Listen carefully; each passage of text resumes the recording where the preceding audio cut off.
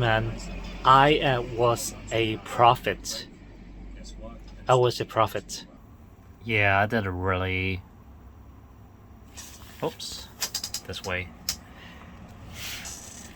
I did a really bad video on this. All crypto dropping like a rock now. Not a click bait. And I only got like 24 views. I think it's maybe. I don't know. Maybe the icon is crap. But it was done like, how many days ago? November 11th. So guys, I was absolutely right. I'm 100% right. And the reason was not... The reason why I was right is that I looked at some technical analysis and stuff like that, but I know it's when all hells have already broken loose. We couldn't get any lower. We couldn't get any worse. The probability of getting even worse, that means Binance is also go belly up as well. But even if Binance goes belly up, that might just be the end of it. Maybe Bitcoin will drop down to $9,000, $8,000. Chances of a lifetime, you know. You have to take a loan. You gotta, if you were a girl, maybe you have to do some really nasty jobs. Maybe you're a guy, you have to do some labor-intensive jobs, whatever terrible jobs, you have to do it because you have to use that money to earn Bitcoin, okay? That's the thing. It's about the rarity of the probability. And right now, it is pretty rare. And guess what? I'm getting a little bit more views. I mean, I'm not doing a lot of promotions, blah, blah, but yeah, I'm doing a little bit better. So I hope you guys get profit from it. So there are a couple of things just to recap. Number one, have a catastrophic event. That is the worst probably could happen. If it goes, if that happens ever again, then it's a very rarity, okay? Like a double catastrophic event. It's like having a volcano eruption with a typhoon coming at the same time. Okay, so that's a really high rarity.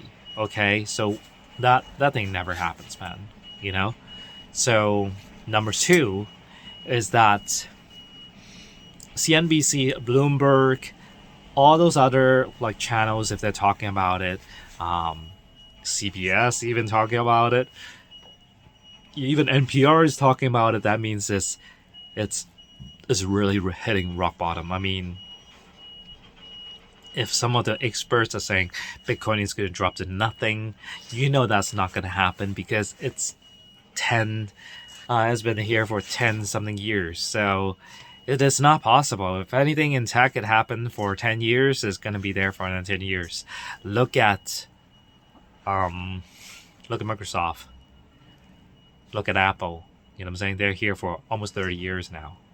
So if it has existed for that long, then it's not going to be. If it's like existed for 4 or 5 years, yeah, it might go away. Like MySpace, those type of ones, Friendster, yeah, they go away.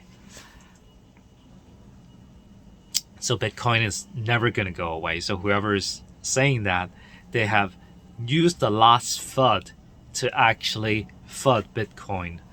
Okay? Not saying a bad word, FUD, F-U-D. So that has to be the last. And if you actually also look at the graphs,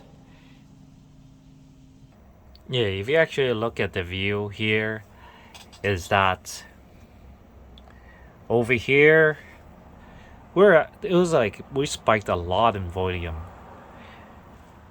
So now it's actually lower. We're actually getting more volume. So somebody's actually buying it up. It's not a bad thing, but right now it's still a little bit low. It's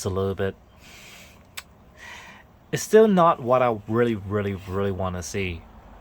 But I think having FTX being bellied up and a lot of funds being locked up somewhere. And I think a lot of us have much, I mean, well, if you are having exchange, a lot of us are experiencing a lot lower volume. That is actually something we can help. I think like a good decent amount of money is like flooded out or frozen or not usable in the market anymore. So I think that we're going to continue to have some lower trading volume. Think about it. We don't have Alameda Research. We don't have Celsius people trading. We don't have, probably Terra Luna. A good team of them is gone. And then, BlockFi, a lot of them cease like operation. So those people, they trade normally as well. They have to get coins from here and there and making sure, market make whatever to make it quite right. So yeah, like a lot of the big guys, trade a lot less. Maybe some of them are even hodling. So if they're hodling, they're not going to trade. You know what I'm saying? They're not going to trade that much. So if they got a 15,000, they're not going to say like, "Oh man, I'm going to take profit at 16.5." That's a bit dangerous. So that's what it could do. But I think as soon as it start moving up, we are passing over 18,000, 20,000, breaking over the previous high of 22,000 recently. We actually have reached 22,000, don't forget, this month in November. So it is possible to go back to that level once we actually hit over that relatively high. That's resistance. We could once again break over, and then after that, the altcoins will rule. I think like this time we're not gonna do that much NFTs. It's gonna be an altcoin cycle. You know what I'm saying? And then I think it's like a cycle of 2018. Those people get like filthy rich. It wasn't like a huge altcoin cycle this time, so I think this is gonna be an altcoin cycle. And next bull run is gonna be an NFT and GameFi cycle. You know what I'm saying? I think too many GameFi and NFT projects, I think people are gonna have a little bit of a a little bit iffy about it. So it's possible, it's normal that we have this alternation. This time is gonna be altcoins will go up first, and then the next wave is definitely NFTs and GameFi. That's what I think. Web3. We'll see. I mean, I don't know. I think maybe a lot of protocols are gonna go up really high this time. I just have this idea. I think a lot of people has flooded into the game of protocol, and that's all people are talking about this time. So it's very similar to 2017 again. A lot more STO stuff, So that's what I think. But we have to see. But doesn't really matter. No matter what, it's still positive news. Unless you're shorting. If you're shorting, you should be crying and you should stop that strategy right now. And I think we're going back up in the bulls. Unless that somebody is going to start dumping some really unexpected news. Otherwise, 2023, see you in the champagne room.